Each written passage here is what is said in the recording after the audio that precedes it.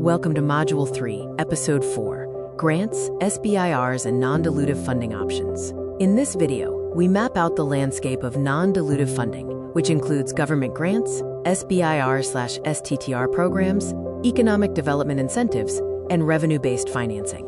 This is one of the most powerful and underutilized funding paths for startups. This program is brought to you by the Series of Thoughts team. This episode is part of the Starting Your Company course, specifically Module 3, which focuses on funding your company. Our course covers everything from validating your idea to scaling your business. Module 3, Funding Your Company, has 5 episodes. This video is Episode 4, Grants, SBIRs, and Non-dilutive Funding Options, following discussions on bootstrapping, pre-seed funding, and venture capital. In this video, you will learn about the capital nobody talks about, non-dilutive funding. We'll cover the non-dilutive landscape, dive deep into the SBIR/STTR programs, explore state and federal programs, and introduce revenue-based financing. What is non-dilutive funding? It's any capital source that does not require you to give up equity in your company. This means you retain full ownership. It includes grants, government programs, tax credits, and debt-like instruments. Non-dilutive funding should be your first dollar in because it increases your valuation leverage, reduces investor risk, and allows you to retain a larger ownership stake. Don't fall for common misconceptions. These programs are often less competitive and more accessible than you might think. The non-dilutive funding landscape spans 5 major categories: government grants like SBIR, STTR, state and local programs, federal contracting, tax credits, and RBF platforms for growth capital. The Small Business Innovation Research, or SBIR program, is the largest source of early-stage R&D funding in the U.S., specifically for small businesses. It provides non-dilutive grants, with over $4 billion awarded annually across 11 federal agencies. The key difference between SBIR and STTR lies in the partnership requirement. SBIR does not require a university partnership, while STTR mandates a collaboration with a nonprofit research institution for at least 30% of the work. Both are non-dilutive. The government does not take equity. SBIR awards are structured in 2 phases. Phase 1, or feasibility, offers up to $275,000 for proof of concept.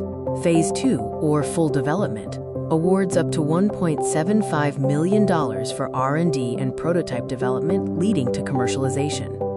11 federal agencies offer SBIR, each with unique focus areas, funding amounts, and timelines.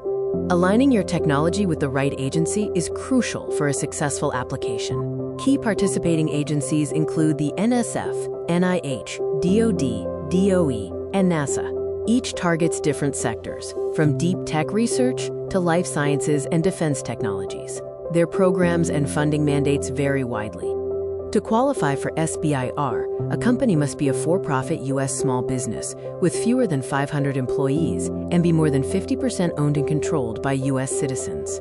The project must involve significant R&D risk and have commercial potential. The principal investigator must be primarily employed by the small business. The SBIR process involves 4 key steps: find a topic, write the proposal, submit and wait, and finally, negotiate and receive the award. Review cycles vary, but remember, a successful Phase 1 and 2 can yield over $2 million in non-dilutive capital. Chapter 3 covers state and local grants, the overlooked layer. Every U.S. state offers economic development incentives. These are often less competitive than federal grants, faster to access, and tailored to local economic needs. Economic development funds support job creation, business formation, and innovation clusters. These can be outright grants, forgivable loans, or tax incentives. Find them through your state's Department of Commerce, regional EDOs, or small business development centers. The State Small Business Credit Initiative, or SSBCI, is a federal program reauthorized with $10 billion in new funding. SSBCI supports venture capital, loan programs, and collateral support, particularly for small businesses in underserved communities. Minority and women-owned business grants are a growing category of funding. These programs are often dramatically undersubscribed, offering direct funding at the federal, state, nonprofit, and corporate levels, including local microgrant options. Chapter 4 addresses federal contracting as a revenue strategy. The U.S. government is the world's largest buyer of goods and services, spending over $700 billion annually. Federal contracting is a sustainable revenue channel for eligible small businesses. Key federal contracting statistics show a $700 billion annual spend, a 23% set-aside goal for small businesses, and over $180 billion in annual small business awards. The SBA offers several set-aside certification programs. These include 8A, Business Development for Disadvantaged Owners, Hub Zone for Businesses in Economically Distressed Areas, WOSB for Women-Owned Businesses, and SDVOSB for Service-Disabled Veterans. Getting started with federal contracting involves 4 steps. Register with sam.gov, select your NAICS code, get SBA certifications, and bid on set-asides. PTAC advisors offer free expert guidance to help small businesses through this process. Chapter 5 is on R&D tax credits. The federal R&D tax credit allows companies to recoup a percentage of qualified research expenses, and crucially, early-stage startups can apply the credit against payroll taxes for a direct cash benefit. Qualified R&D includes developing new products, engineering experiments, cloud infrastructure costs for development, and wages paid to employees doing qualified research. Startups can receive $30,000 to $40,000 in annual cash credits by applying the typical 6 to 8% credit against payroll taxes. Beyond the federal credit, most states offer additional R&D incentives, many of which are refundable cash benefits. Stacking federal and state credits can accelerate your runway. For best results, work with a specialized R&D tax credit firm. Several states offer robust R&D credits. California offers a 15% non-refundable credit. New York offers a refundable QETC R&D credit of up to 20%. Texas provides a 5% franchise tax credit, and Massachusetts offers a partially refundable 10% credit. Chapter 6 covers revenue-based financing, or RBF. This model provides growth capital in exchange for a percentage of future monthly revenues until a predetermined cap is reached. It involves no equity dilution and is ideal for companies with predictable recurring revenue.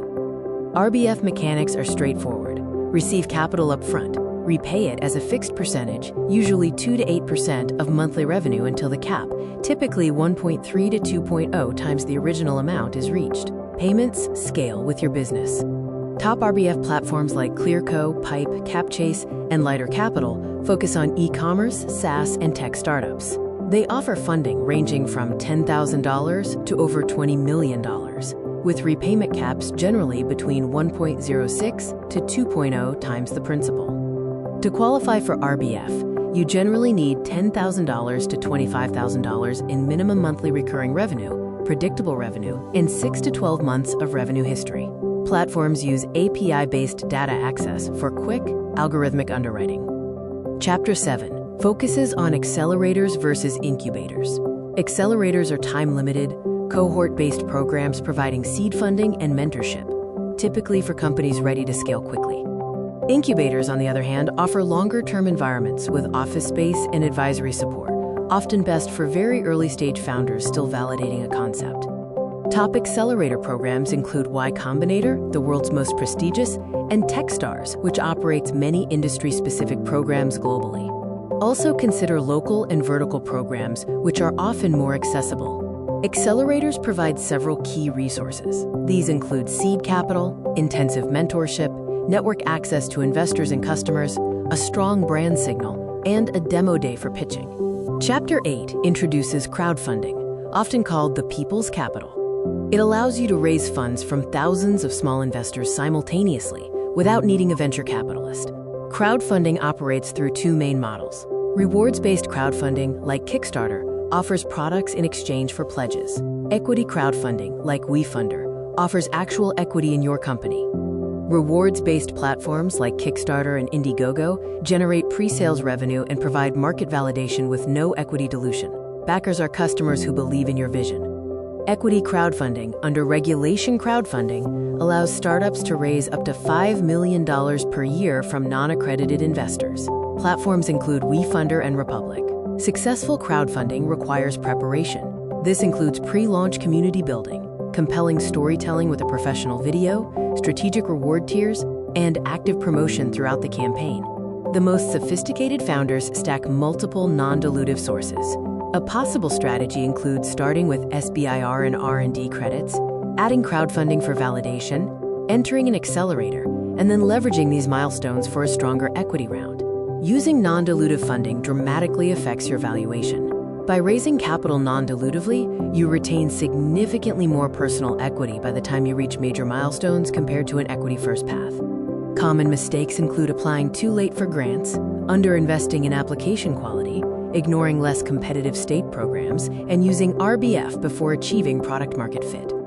Key resources for finding non-dilutive funding include SBIR.gov for federal grants, grants.gov for broader opportunities, SAM.gov for contracting, and the SBDC and PTAC networks for free advisory support.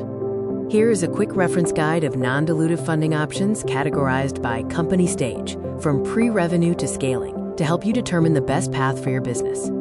In summary, non-dilutive funding is a deliberate strategic tool used to build stronger companies on your own terms. It's not a consolation prize. It's a way to maximize your ownership and valuation.